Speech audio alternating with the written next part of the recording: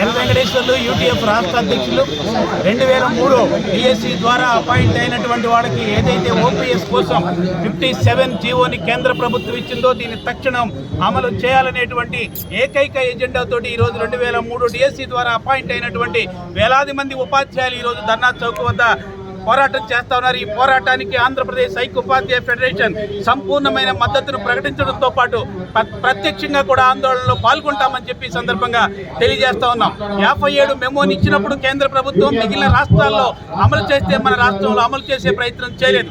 ఆ రోజు 2003లో కూడా వీళ్ళందరికీ అపాయింట్మెంట్ ఇచ్చేటువంటి సందర్భంలో ఖచ్చితంగా ముందుగానే వీళ్ళకి అపాయింట్మెంట్ ఇవ్వాలి, తర్వాత మాత్రమే ప్రమోషన్స్ ఇవ్వాలని నిలబడిన ఏకైక సంఘంగా కూడా 2003లో యూటీఎఫ్ఏ ఉందనేటువంటి సందర్భంగా గుర్తు చేస్తా ఉన్నాం.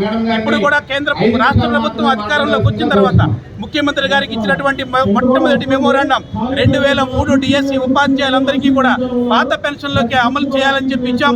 ఫైనాన్స్ వాళ్ళందరికీ కూడా సర్క్యులేట్ చేశారు, కానీ వివరాలు రాలేదని చెప్తా ఉన్నారు. ఇది సరికాదని ఈ రాష్ట్ర ప్రభుత్వాన్ని కోరుతా ఉన్నాం. మీకు కావాల్సిన సమాచారాన్ని ఆగమేఘాల మీద తెప్పించుకుంటా ఉన్నారు, కానీ ఈరోజు మా ఉపాధ్యాయులకు సంబంధించిన సమాచారాన్ని తెప్పించుకోవడం కోసం సమాచారం రాలేదనే సాకును మాత్రం అంగీకరించాం.